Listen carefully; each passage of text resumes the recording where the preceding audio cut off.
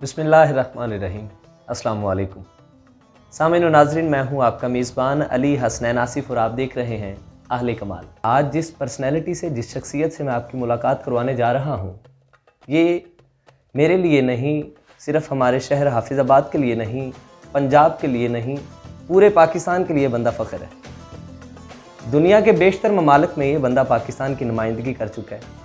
حافظ آباد کا باشندہ ہو کے یہ بندہ بے تحاشا دفعہ صدارتی ایوارڈ اور بے شمار مقابلہ جات میں پاکستان کی نمائندگی کر کے ایوارڈ حاصل کر چکا ہے۔ کیلی گرافی کی دنیا کا بہت ہی پیارا نام جناب محمد اشرف ہیرا آج ہمارے ساتھ تشریف فرما ہیں۔ ان کی ملاقات بھی آپ سے ضرور کرواؤں گا۔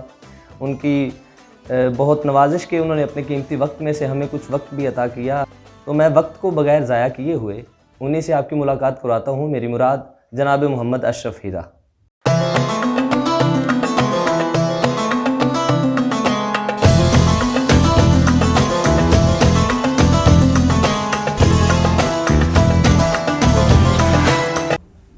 جناب محمد اشرف ہیرا سر، السلام علیکم۔ جی وعلیکم السلام سر کیسے مزاج ہیں؟ الحمدللہ بالکل۔ بہت شکریہ سر، آپ نے اپنے قیمتی وقت میں سے کچھ لمحات عطا کیے۔ سر اجازت ہو تو جی بالکل۔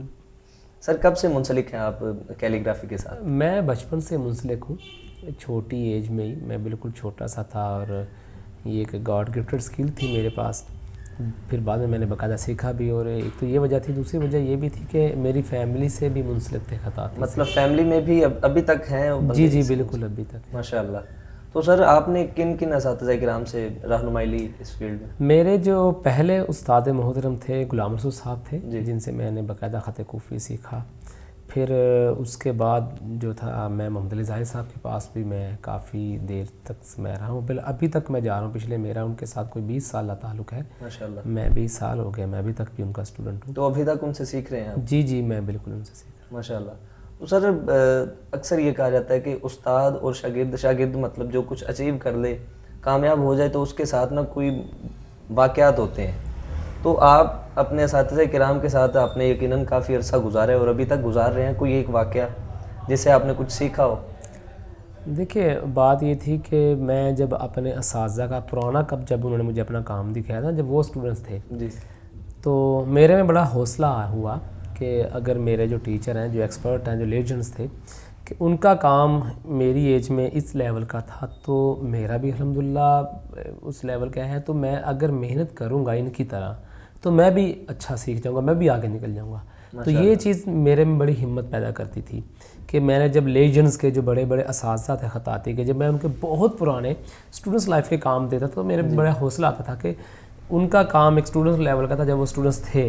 پھر انہوں نے محنت کی اور سیکھا اور ان کو اچھے اساتذہ ملے اور وہ ترقی کر کے، تو میں نے کہا میں بھی اگر محنت کروں گا، میں بھی جہد مسلسل کی طرح لگا رہوں گا اور میں بھی اساتذہ کے ساتھ اٹیچ رہوں گا تو میں بھی بن جاؤں گا۔ بے شک بے شک۔ تو سر آپ ماشاءاللہ اتنے ممالک میں پاکستان کی نمائندگی کر رہے ہیں اور الحمدللہ انشاءاللہ اللہ کے کرم سے کرتے رہیں گے۔ آپ حافظ آباد کا فخر ہیں، آپ ہمارے لیے فخر ہیں، بلکہ پاکستان کا فخر ہیں آپ۔ تو کیسا محسوس ہوتا ہے جب آپ باہر کے ممالک میں جا کے پاکستان کی نمائندگی کرتے ہیں اور پاکستان کا نام آپ ماشاءاللہ روشن کر رہے ہیں؟ کیسی فیلنگ ہوتی ہے جب آپ باہر جاتے ہیں؟ دیکھیں جی، وہ بڑی پراؤڈ فیل ہوتا ہے، بڑا فخر بھی ہو رہا ہوتا ہے، خوشی بھی ہو رہی ہوتی ہے، کیونکہ ہم ایک پاکستان کو پریزنٹ کر رہے ہیں ماشاءاللہ۔ تو یہی ہمارے لیے ایک بڑا اعزاز ہوتا ہے، اور ہم اس کو بڑے دل جمی کے ساتھ کہہ لیں کہ یا محبت کے ساتھ کہہ لیں، خلوص کے ساتھ کہہ لیں، یا ایک فخر سمجھ کے ہم وہاں پہ اپنے جو فن ہے اس کا لوہا منواتے ہیں، یا اپنی جو فنکارانہ صلاحیتیں ہم وہاں پہ دکھاتے ہیں۔ تو یہ ہمیں بڑی خوشی ہوتی ہے کہ ہم پاکستان کو پریزنٹ کر رہے ہیں، کیونکہ جیسے مختلف لوگ جو کرکٹ ہوتی ہے یا دوسرے بھی کھیل ہوتے ہیں، جیسے پیچھے سے لوگ دعائیں کر رہے ہوتے ہیں، تو ہمارے لیے بھی بہت سارے لوگ دعا کر رہے ہوتے ہیں، ہمیں بھی یہ ہوتا ہے کہ یار ہم نے اپنے ملک کے لیے کرنا ہے۔ تو وہ جو ایک ملک کی محبت ہے نا، جیسے وہ نبی علیہ السلام نے فرمایا ہے کہ حب الوطن من الایمان، تو وہ ہمارے ذہن میں گھومتی رہتی ہے۔ تو جب وہ چیز ہمارے نبی علیہ السلام کا فرمان ہمارے مائنڈ میں گھومتا رہتا ہے، تو پھر ہمیں اور جوش ہوتا ہے کہ ہم یار اپنے ملک کے لیے کچھ کریں، ہم اس دھرتی کے لیے کچھ کریں جس کی وجہ سے ہم ہیں۔ واہ واہ واہ۔ اچھا، کبھی کام کرتے کرتے آپ بور ہوئے ہو یا دل اکتا گیا ہو اس کام سے؟ نہیں، پوری لائف ہو گئی ہے مجھے یہ کام کرتے ہوئے، بچپن سے لے کر اب تک، تو کبھی ایسا فیل نہیں ہوا کہ میں بوریت فیل کر رہا ہوں۔ بلکہ میں جب بور ہو رہا ہوں تو جب میں اداس ہوتا تو میں تو اپنے آرٹ کی طرف میں اپنی کیلیگرافی سٹارٹ کر دیتا تو وہ میرے دل کا سکون ہوتی ہے. وہ ایک ایسی چاشنی جو ہے میرے اندر وہ سماتی ہے, یا ایسی محبت کہہ لیں کہ مجھے ایسا فیل ہو رہی ہوتی ہے, ایک روحانیت مجھے فیل ہو رہی ہوتی ہے, ایک سکون فیل ہو رہا ہوتا ہے اپنی خطاطی سے. میرا خیال ہے کہ جب مجھے کوئی دکھ غم کوئی بھی مسئلہ بنتا ہے تو میں خطاطی سٹارٹ کرتا ہوں تو میری ہر چیز دور ہو جاتی ہے, میں تو بڑا خوشی فیل کرتا ہوں. واہ واہ واہ واہ واہ ماشاء اللہ. تو اسی کام کو کرتے کرتے وہ اکثر جو ہے نا وہ سنا تھا میں نے کہ نصرت فتح علی خان صاحب کے بارے میں یہ کہا جاتا ہے کہ وہ ریاضت اس قدر کرتے تھے کہ اکثر ان کا کھانا جو ہے نا وہ پڑا پڑا ٹھنڈا ہو جاتا تھا اور پھر دوبارہ کچن میں جاتا تھا. تو کیا آپ کے ساتھ بھی کبھی ایسا ہوا؟ جی بہت بار ہوا ہے. یہ تقریباً ہر اس فنکار کے ساتھ یا ہر اس آرٹسٹ کے ساتھ ہوتا ہے کہ جس کو فن سے محبت ہوتی ہے, یا جو ایک پیدائشی آرٹسٹ ہوتا ہے, یہ تو ہر ایک کے ساتھ ایسا ہوتا ہے. یہ صرف نصرت فتح علی خان صاحب کے ساتھ نہیں ہوا یا میرے ساتھ نہیں ہوتا, تقریباً سب کے ساتھ ہوتا ہے. واہ واہ واہ ماشاء اللہ. تو سر ادھر حافظ آباد میں آپ کو مطلب جب بھی دیکھا گیا ہے آپ سمپل حالت میں بالکل عاجزی اختیار کیے ہوئے ہوتے ہیں, تو ماشاءاللہ عادت اچھی ہے, یہ بہت اچھی عادت ہے. لیکن آپ کو جب بھی حافظ آباد میں دیکھا گیا, میں بذات خود اگر بات کروں تو 1-2 دفعہ مجھے بھی موقع ملا, آپ مطلب رستے سے جا رہے تھے تو تب بھی آپ سے بات چیت بھی نہیں تھی ہوئی, تو بس آپ کا پتہ تھا کہ آپ ماشاءاللہ ہمارا فخر ہے. تو کیا وجہ ہے اتنی سمپلسٹ حالت میں آپ ہوتے ہیں, کیا وجہ ہے اس کی؟ نہیں, اس کی کوئی خاص وجہ نہیں ہے. یہ تو دیکھیں ڈپینڈڈ ہوتا ہے کہ سچویشن پہ, ٹھیک ہے. میں چونکہ کام کر رہا ہوتا ہوں اور 2-3 گھنٹے کے بعد میں نے ہلکا سا بریک کرنا ہوتا ہے, تو اب ایک تو ٹائم نہیں ہوتا کہ دوبارہ سے میں سج دج کے نکلوں اور پھر میں باہر آؤں, اور ویسے بھی سارے لوگ اپنے ہیں. اب کیا سمپلی جو ہے نا میں کمفرٹیبل فیل کہتا ہوں جو سمپل رہنے میں. سر یہ میرا نا معصومانہ سا سوال تھا, کیونکہ میرے اکثر دوست بھی مجھ سے پوچھتے تھے کہ آپ جب بھی سر کے پاس جائیں تو ان سے پوچھیے گا کہ بندہ ہوتا ہے نا کہ جب کچھ اچیو کر لے تو اس میں وہ ایک تکبر والی علامت آ جاتی ہے. دیکھیں پہلی تو بات یہ کہ تکبر جو ہوتا ہے وہ ایک انسان کی تباہی ہے, وہ تو اللہ تعالیٰ نے بھی فرمایا ہوا ہے. اور جب ہم بات کرتے ہیں جی کہ نبی علیہ السلام, ہم پڑھتے تھے کہ نبی علیہ السلام پیوند لگے ہوئے وہ جوتے پہنتے تھے اور پیوند لگے ہوئے وہ سوٹ پہنتے تھے اور وہ سمپل زندگی بسر کرتے تھے, تو پھر بات یہ ہے کہ ہم بھی کوشش کرتے ہیں کہ ہم ان کی سنت پہ پیرا یعنی کہ ہم عمل کریں اور سمپل رہیں, وہ زیادہ اچھا ہے. واہ. اچھا سر, بیرون ممالک میں آپ ماشاءاللہ پاکستان کی نمائندگی کر رہے ہیں الحمدللہ, تو کوئی ایک سفر جو بہت یادگار گزرا ہو؟ دیکھیں جی میرے سارے سفر ہی یادگار گزرے ہیں. میں اب کسی ایک سفر کے بارے میں تو کہہ نہیں سکتا, کیونکہ ہمیشہ ایک نیا سے نیا تجربہ مجھے ملا اور ایک نئی سے نئی یادیں آئی, اور ایک نیا سے نیا یادگار جو تھا وہ ایک لمحات بھی بنے اور ایک یادگار بھی بہت ساری باتیں جو ہوئی. تو میں اب ایک کے بارے میں تو نہیں کہہ سکتا, کیونکہ میں پوری زندگی ایک اچھی لائف گزاری ہنسی خوشی کے ساتھ, اور سارے ہی میرے جتنے وزٹس تھے وہ سارے ہی ایک سے بڑھ کر ایک کہہ لیں اور ایک سے بڑھ کر ایک یادگار تھے. تو میں کسی ایک کو نہیں کہہ سکتا کہ وہ میرا بوریت والا تھا یا وہ سب سے بیسٹ تھا, کیونکہ سب کے ساتھ ہی ایک نیا سے نیا تجربے مجھے ملی, ایک نئی سے نئی چیزیں ملی. ماشاءاللہ. اچھا سر, ابتدائی تعلیم آپ نے حافظ آباد سے حاصل کی, یعنی پرائمری جو ایجوکیشن تھی آپ کی وہ آپ نے حافظ آباد سے حاصل کی, پھر اس کے بعد آپ بیرون ملک چلے گئے, اس کی کیا وجہ تھی؟ بس مجھے بیرون ملک کوئی خاص وجہ نہیں تھی. میں چھوٹی ہی کلاس میں چونکہ انٹرنیشنل کمپٹیشن جیت لیا تھا میں نے, اور اس کے بعد پھر یہ ہوا کہ مجھے اسکالرشپ بھی ملی, پریزیڈنٹ سے بھی ایوارڈ مجھے ملا. تو میرے پاس جب تھی ایک آپشن ہی آ گئی تھی, اور یہ ایک مجھے ایک اعزاز مل گیا تھا اور ایک میں نے اس چیز کا بینیفٹ لیا, ایک آفر ہوئی مجھے, تو میں نے کہا کہ میں اس کا بینیفٹ لوں. تو وہ میں نے اس کا بھرپور فائدہ اٹھایا اس بینیفٹ کا, اس آفر کا, کیونکہ ایک میرا نظریہ تھا اور ابھی بھی ہے کہ اگر آپ کو بہت اچھی آفر ملتی ہے تو آپ اس کو قبول کریں, آپ کسی بھی قسم کی ہو, کوئی بھی ہو, ایجوکیشن کے متعلقہ یا ترقی کے لیے یا آپ کی پروفیشن کے متعلقہ, یا جو چیز آپ کے لیے بہت فائدہ مند ہو یا آپ کے ملک کے لیے فائدہ مند ہو یا آپ کے پروفیشن کے لیے, آپ کی فیملی کے لیے, تو آپ اس آفر کو ٹھکرائیں نا, ٹھیک ہے, تو آپ اس کو قبول کریں. تو میں نے بھی قبول کی تو مجھے اس کا بینیفٹ ہوا. ماشاءاللہ. کیلیگرافی کے علاوہ آپ کے کیا کیا شوق ہیں سر؟ کیلیگرافی کے علاوہ میرے شوق تو بہت سارے ہیں مثلا، لیکن یہ ہے کہ کرکٹ میری پہلی محبت ہے، سیدھی سی بات ہے. سوئمنگ کا مجھے بڑا شوق ہے، اچھا. اور رننگ کا، اور بس ایک نہیں ہے، فشنگ کا مجھے کورس ہے، سوئمنگ کا مجھے بہت زیادہ شوق ہے، سنگنگ کا بھی ہے لیکن وہ میری آواز چونکہ انتہائی بے سری ہے. میوزک کا بہت زیادہ ہے، ڈانس کا بھی ہے، کہ بس ایک نہیں ہے شوق. اسپورٹس سے مجھے بہت زیادہ لگاؤ ہے، کیونکہ میں اسپورٹس کو فٹنس کے لیے بھی بڑی اچھی وہ چیز، اور ویسے بھی ہوتا ہے کہ ریفریشمنٹ کے لیے میں اس کو ایک اچھی تفریح سمجھتا ہوں کہ اسپورٹس کا مجھے زیادہ شوق ہے. یعنی بیک وقت آپ کو ملٹی ٹیلنٹ کا مجموعہ کہا جائے تو وہ بجایا ہوگا. ہاں یہ بھی ہو سکتا ہے. ماشاء اللہ. تو سر کرکٹ کو آپ نے کیوں نہیں کنٹینیو کیا، اسی کی طرف کیوں آئے؟ دیکھیں میری لائف میں ایک ایسا مرحلہ اور کیا ایک ایسا وقت آ گیا تھا کہ میں نے 2 پروفیشن میں سے ایک پروفیشن چوز کرنا تھا. اچھا. ٹھیک ہے. کٹھن مرحلہ؟ نہیں، کھٹن مرحلہ کوئی نہیں تھا، میں نہیں سمجھتا کہ وہ کھٹن مرحلہ تھا میرے لیے. بس وہ ایک ایسا آ گیا تھا مرحلہ کہ مجھے ایک چیز ہی چوز کرنی تھی. اور پھر میں نے آرٹ کو کیا. اس کی 2 وجوہات تھی. کیونکہ ایک آرٹ جو تھا وہ چونکہ میں اسلامک آرٹس کرنا تھا، تو میں نے کہا کہ جو کرکٹ کا معاملہ ہے وہ تو 35 یا 30 ایئر ایج تک جو ہے وہ بس چلتا ہے، اس کے بعد ظاہری بات ہے ریٹائرمنٹ ہے. لیکن آرٹ کی ایج جو ہے وہ 40-35 سال کے بعد سٹارٹ ہوتی تھی. پھر میں نے کہا کہ کرکٹ کو پریزنٹ کرنے کے لیے تو ہمارے پاس بہت زیادہ ٹیلنٹ ہے، اور ہمارا جو اسلامک آرٹس ہے ہم اس کو پروموٹ کریں. یہ چیز کرکٹ سے زیادہ اہم تھی، یہ چیز کرکٹ سے زیادہ ضروری تھی. اور سب سے بڑی بات یہ تھی کہ کیلیگرافی کو چوز کرنے کا دوسری بات یہ بھی تھی کہ اس کا اسلام کے ساتھ باقاعدہ ایک کنیکشن تھا. ماشاءاللہ. ہمارے مذہب سے اس کا بہت زیادہ کنیکشن تھا. تو ایک وہ جو سکون، جو ایک عزت یا وہ ایک ثواب والا مرحلہ تھا جو خطاطی سے مجھے مل سکتا تھا، وہ اس سے نہیں تھا مل سکتا. کیونکہ کیلیگرافی جو تھی وہ میں قرآنک آیات ہی لکھنی تھی. ماشاءاللہ. اس سے پڑھنے سے بھی مجھے ثواب ہونا تھا، اس کے لکھنے سے بھی مجھے ثواب ہونا تھا، مجھے روحانی سکون ملتا تھا. اور مجھے ایکسپرٹس نے بھی یہی باتیں کہی تھی، اور جو ماسٹرز تھے، جو اس کے لیجنڈس تھے، وہ یہ کہتے تھے کہ آپ کیلیگرافی ہی کی طرف آئیں، وہ آپ کے لیے زیادہ بیسٹ ہے. تو میں نے اس لیے پھر اسلامک آرٹس کو ہی پروموٹ کرنا ہی ترجیح دی. میں نے کہا جی بجائے کہ ہم ویسٹرن آرٹ کو یا جو غیر اسلامک آرٹس ہیں یا غیر اسلامک فیلڈز ہیں یا جو ہماری اسلام سے جو تعلق نہیں ہے، ہمارا جو اپنا کلچر ہے اسلام کا یا پاکستان کا، ہم اس کو پروموٹ کریں. تو وہ میں نے اس لیے چوز کیا تھا. ماشاءاللہ ماشاءاللہ. سر کیا آپ کیلیگرافی کو ایک شعبہ سمجھتے ہیں؟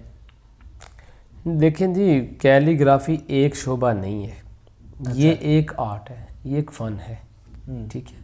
اور اگر دیکھا جائے تو یہ پورا ایک نظریہ ہے، کیونکہ حضرت علی نے خطاطی کے بارے میں فرمایا تھا کہ ان کا قول ہے کہ الخط نصف العلم، کہ خطاطی آدھا علم ہے. جی.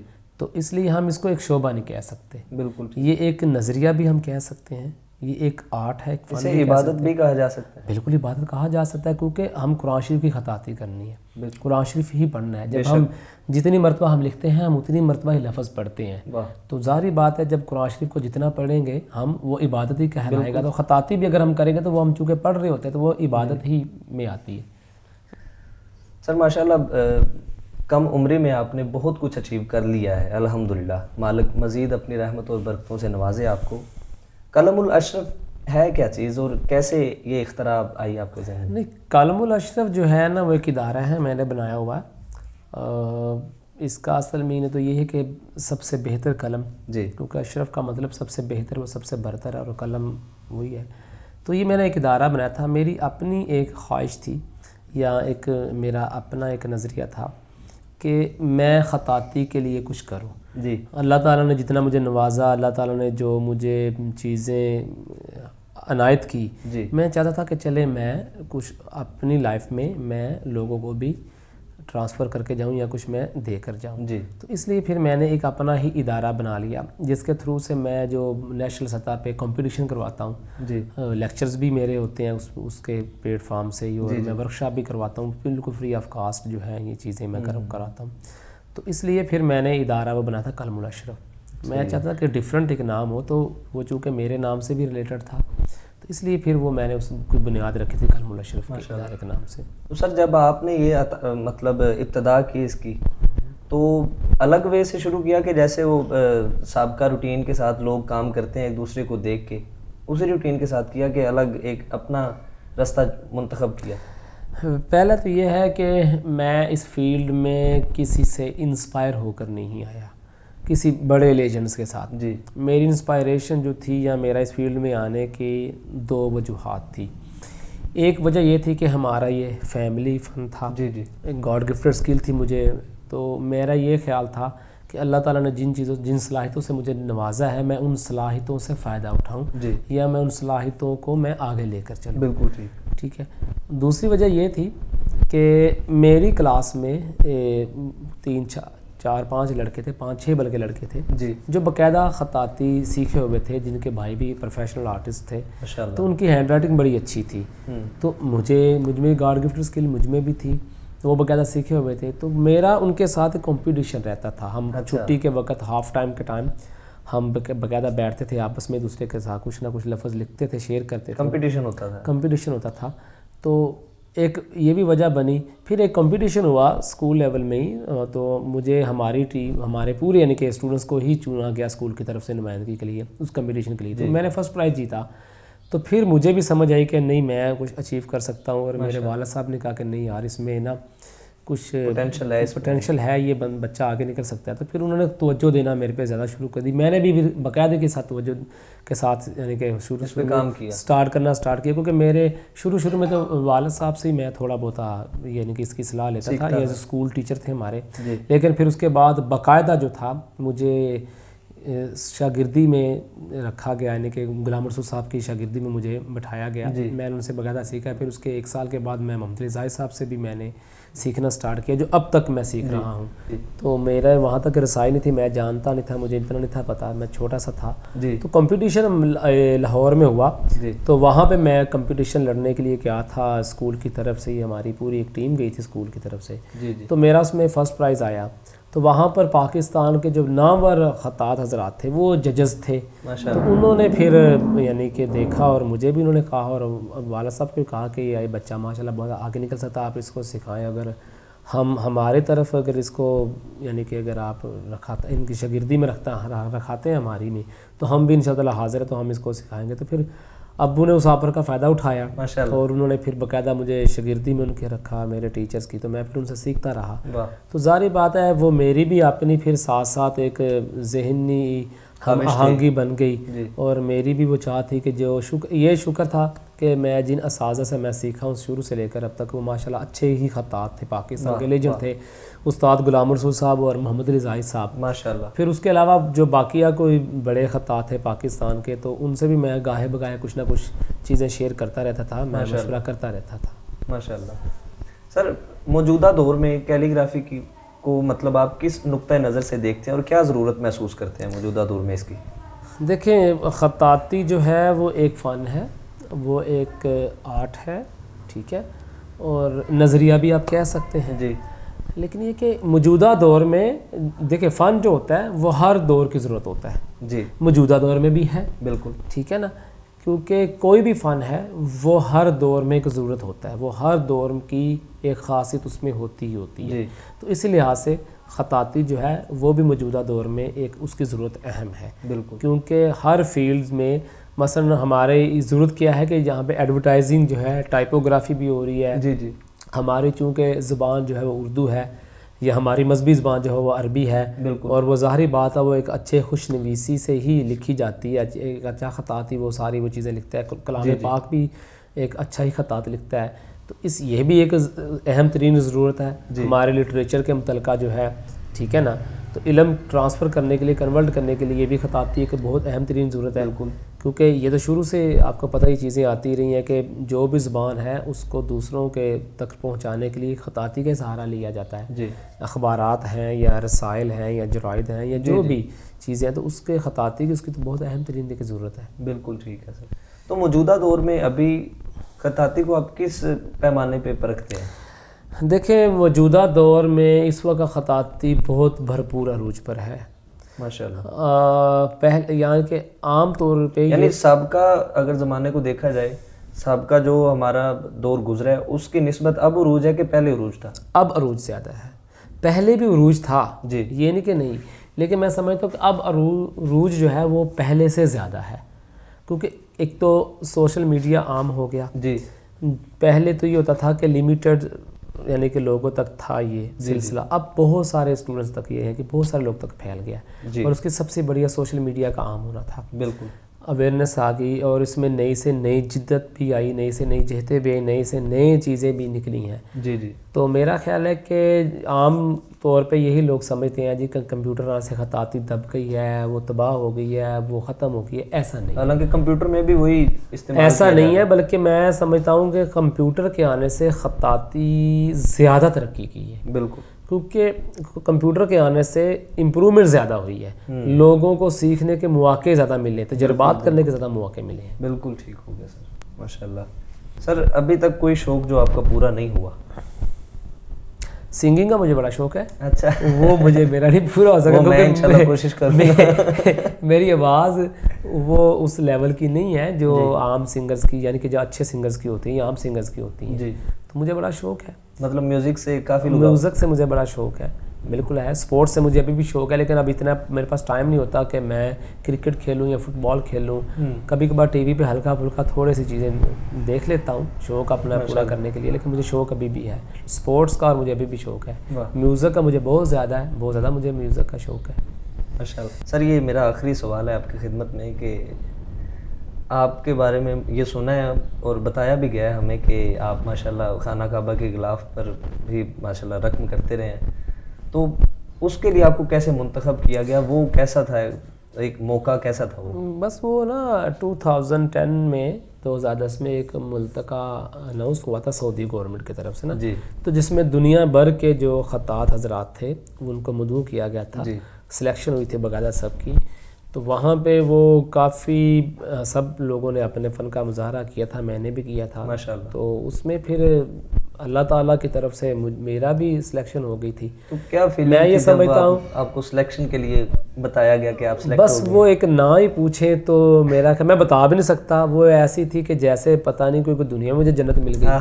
اور ایسا تھا کہ وہ میں جب بھی وہ لمحہ سوچتا ہوں تو میرے سارے دکھ درد دور ہو جاتے ہیں اور وہ ساری ٹینشنیں بھی دور ہوتی ہیں. میں بڑا سکون ملا, بڑا میرا خیال ہے کہ جتنے میں نے اعزاز حاصل کیے تھے اس اعزاز کو میں سب سے بڑا اپنا فخر سمجھتا ہوں. سب سے بڑا فخر جو ابھی تک جو ہے نا اس کا خمار ہی نہیں اترا, 10 سال ہو گئے ہیں. تو وہ چیزیں جو ہے نا میرے لیے زیادہ خوشی کی باعث تھی. اور میں سمجھتا ہوں کہ یہ میرے سے بھی اچھے لوگ تھے, میرے سے بھی بڑے بڑے خطاط تھے, لیکن میں یہ سمجھتا ہوں کہ اللہ تعالیٰ کی طرف سے ایک خصوصی عنایت تھی اور یہ ایک تحفہ تھا میرے لیے. بے شک بے شک.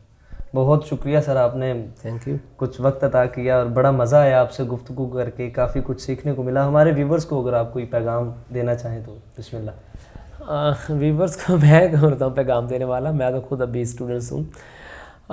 بس میں کچھ اپنا تجربہ شیئر کروں گا کہ دنیا میں کوئی چیز حرف آخر نہیں ہے, کوئی چیز مشکل نہیں ہے.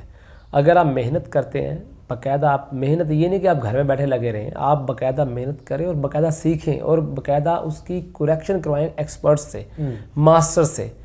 اساتذہ کی بھی عزت آپ کریں, ظاہر بات ہے پیرنٹس کی بھی آپ عزت کریں. تو اگر آپ ایک مسلسل محنت کے ساتھ, ایک دل جمی کے ساتھ, ایک شوق اور محبت کے ساتھ اگر آپ لگے رہتے ہیں تو اللہ تعالیٰ بھی آپ کو اس محنت کا صلہ ضرور دے گا. بے شک وہ دیتا ہے.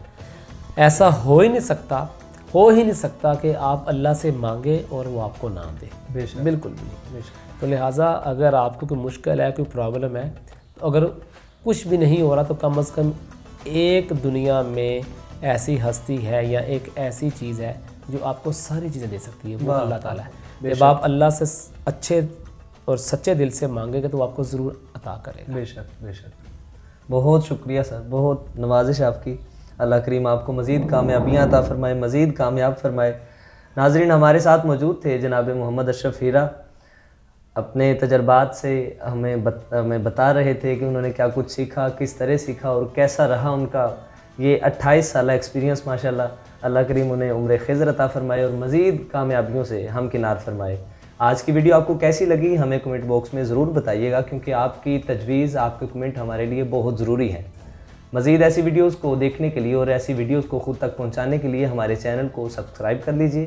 آج کی ویڈیو کو لائک کیجئے اور شیئر کیجئے. اپنا ڈھیر سارا خیال رکھیے. اپنے میزبان علی حسنین کو اجازت دیجئے. اللہ حافظ و ناصر.